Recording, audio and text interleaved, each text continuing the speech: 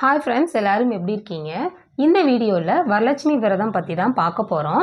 வரலட்சுமி விரதம் எதுக்காக கொண்டாடப்படுது அப்படின்னா, தன்னோட கணவரின் நீண்ட ஆயுளுக்காகவும் சுமங்கலி பாக்கியம் நிலைச்சி இருக்கணும் அப்படின்றதுக்காகவும், குழந்தைகளின் ஆரோக்கியத்திற்காகவும், குடும்பத்தில் மகிழ்ச்சி உண்டாகணும், சந்தோஷம் நிலைச்சி இருக்கணும் அப்படின்றதுக்காகவும் ஒவ்வொரு சுமங்கலி பெண்களும் ஆடி மாதம் தோறும் வரக்கூடிய வரலட்சுமி விரதம் அன்னைக்கு வரலட்சுமி தாயை மனதார வேண்டி வழிபாடு செய்வாங்க.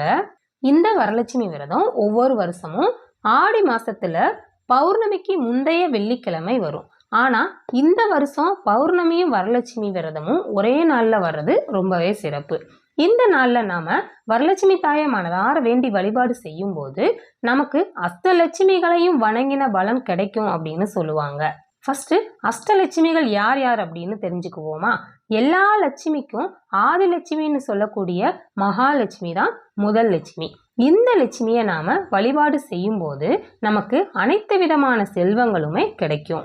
அடுத்து தனலட்சுமி, பொன் பணம் அப்படின்னு சொல்லக்கூடிய செல்வங்கள் நமக்கு கிடைக்கிறதுக்கு தனலட்சுமியோட அருள் வேணும். அடுத்து தானியலட்சுமி, தானியலட்சுமியோட அருள் இருந்துச்சு அப்படின்னா நம்மளோட வீட்டில் உணவுக்கு பஞ்சம் அப்படின்றது வராது. அப்புறம் கஜலட்சுமி, கஜலட்சுமியோட அருள் இருந்தா நமக்கு எந்த ஒரு செயலையும் வெற்றிகரமா செஞ்சு முடிக்கக்கூடிய ஆற்றல் கிடைக்கும். அஞ்சாவதா சந்தானலட்சுமி, சந்தானலட்சுமியோட அருள் இருந்துச்சு அப்படின்னா நமக்கு புத்திர பாக்கியம் அப்படின்னு சொல்லக்கூடிய குழந்தை பாக்கியம் கிடைக்கும். ஆறாவதா தைரியலட்சுமி, வாழ்க்கையில ஏற்படக்கூடிய கஷ்டங்களையும் சவால்களையும் சமாளிக்கிறதுக்கு நமக்கு ஒரு தைரியம் வேணும். அந்த தைரியத்தை தரக்கூடிய லட்சுமி தான் வீரலட்சுமின்னு சொல்லக்கூடிய தைரியலட்சுமி. ஏழாவதா விஜயலட்சுமி, வெற்றிக்கு காரணமா இருப்பவ தான் விஜயலட்சுமி. அடுத்து எட்டாவது வித்யாலட்சுமி, வித்யாலட்சுமியோட அருள் இருந்தால் மட்டும்தான் நமக்கு நல்ல ஒரு ஞானம் அப்படின்றது கிடைக்கும். அதன் மூலமா நல்ல கல்வியையும் நம்மளால பெற முடியும். இப்படிப்பட்ட அஷ்டலட்சுமிகளையும் நாம ஒரே நாள்ல வழிபாடு செஞ்சு நமக்கு கிடைச்சிருக்கிற செல்வங்களுக்கு நன்றி சொல்லும் விதமா தான் நாம இந்த வரலட்சுமி விரதத்தை கொண்டாடுறோம். இந்த நாள்ல நாம வரலட்சுமி தாயை மனதார வேண்டும் போது அஷ்டலட்சுமிகளையும் வழிபாடு செஞ்ச பலன் நமக்கு கிடைக்கும். இந்த வருஷம் ஆகஸ்ட் 8ஆம் தேதி வெள்ளிக்கிழமை அன்னைக்கு தான் வரலட்சுமி விரதம் கொண்டாட இருக்கு.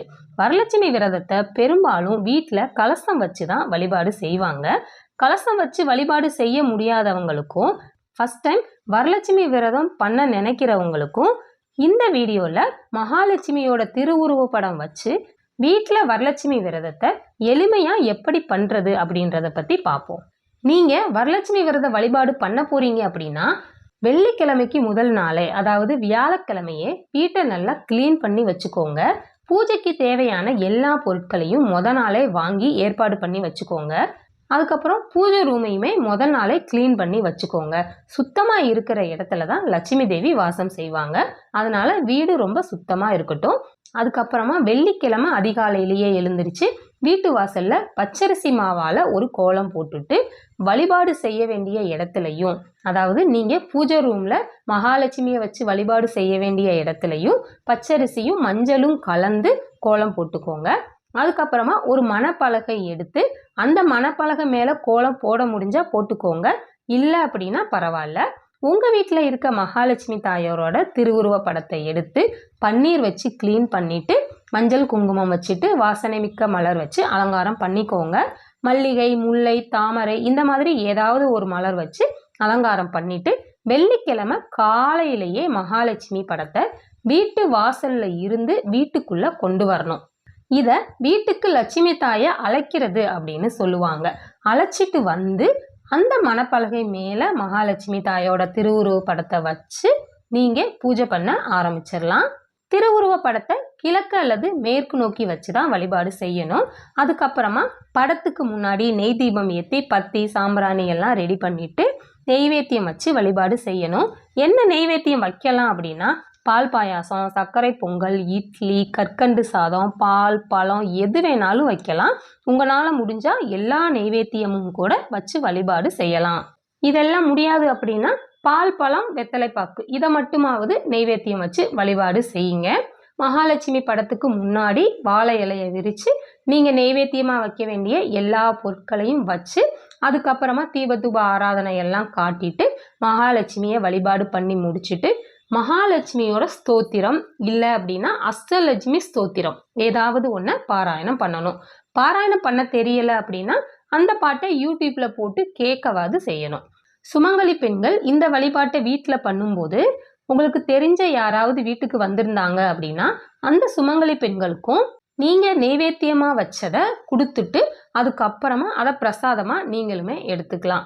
வழிபாடு செய்யும் போது கண்டிப்பா தாம்பாளம் வச்சுதான் வழிபாடு செய்யணும். தாம்பாளத்தை நாம சுமங்கலி பெண்களுக்கு கொடுக்கும் போதும் வாங்கும் போதும் நிறைய பலன்கள் இருக்கு. வீட்டுக்கு வர சுமங்கலி பெண்களுக்கு தாம்பாளம் கொடுக்கும்போது நமக்கு அத்தனை பலன்கள் கிடைக்கும். அப்படிப்பட்ட தாம்பாளத்துல வைக்க வேண்டிய பொருட்கள் என்னென்ன, அதோட பலன்கள் என்னென்ன எல்லாத்தையும் ஒவ்வொன்றா பார்ப்போம். மஞ்சள் குங்குமம், தாலி கயிறு இதெல்லாம் நீங்க வைக்கும்போது கணவரோட ஆயுள் அதிகரிக்கும், நீண்ட சுமங்கலி பாக்கியம் கிடைக்கும் அப்படின்னு சொல்லுவாங்க. வெற்றிலை பாக்கு வைக்கும்போது வெற்றிலையில முப்பெருந்தேவியும் வாசம் செய்வதால மகாலட்சுமியோட அருள் நமக்கு கிடைக்கும் அப்படின்னு சொல்லுவாங்க. தாம்பாளத்துல பழங்கள் வச்சு கொடுக்கும்போது அன்னதானத்தின் பலன் நமக்கு கிடைக்கும் அப்படின்னு சொல்லுவாங்க. பூ வைக்கும்போது மன மகிழ்ச்சி உண்டாகும், மங்களம் உண்டாகும். புடவை சாக்கெட் துணி கொடுக்கும்போது வஸ்திரதான பலம் கிடைக்கும். தற்சனையாக பணம் வச்சு கொடுக்கும்போது செல்வ வளம் பெருகும். கண்ணாடி வளையல் கொடுக்கும்போது நமக்கு அமைதி உண்டாகும். சீப்பு வச்சு கொடுக்கும்போது கணவரோட ஆயுள் அதிகரிக்கும். மருதாணி வச்சு கொடுக்கும்போது ஆரோக்கியம் உண்டாகும். கண்மை வைக்கும்போது கண் திருஷ்டி விலகும். கண்ணாடி வச்சு கொடுக்கும்போது கணவரோட ஆரோக்கியம் பாதுகாக்கப்படும். இத்தனை பொருட்களையும் தாம்பாளத்துல வச்சு வீட்டுக்கு வர சுமங்கலி பெண்களுக்கு கொடுக்கும்போது நமக்கும் சரி அவங்களுக்கும் சரி இத்தனை பலன்கள் கிடைக்கும்.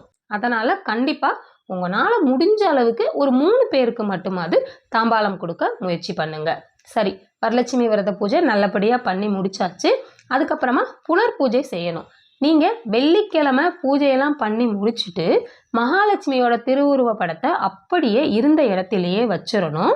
மறுநாள் சனிக்கிழமை காலையில மகாலட்சுமியோட திருவுருவ படத்துல இருக்கிற பழைய பூவெல்லாம் எடுத்துட்டு திரும்பவும் புதுசா பூ வச்சு அலங்காரம் பண்ணி நெய்வேத்தியமா வெத்தலைப்பாக்கு பழம் மட்டுமாவது வச்சு தீபதூப ஆராதனை எல்லாம் காட்டிட்டு மனதார மகாலட்சுமியை வேண்டி முடிச்சுட்டு அந்த திருவுருவ படத்தை அப்படியே எடுத்துட்டு போய் அரிசி பானை வச்சிருப்பீங்கல்ல அது மேல வச்சு மகாலட்சுமி தாயை வேண்டி எங்க வீட்டில் எப்பவும் உணவுக்கு பஞ்சம் அப்படின்றது வரக்கூடாது அப்படின்னு மனசார வேண்டிக்கிட்டு திரும்ப அந்த மகாலட்சுமி படத்தை கொண்டு வந்து ஏற்கனவே இருந்த இடத்துல அப்படியே வந்து வச்சிருங்க.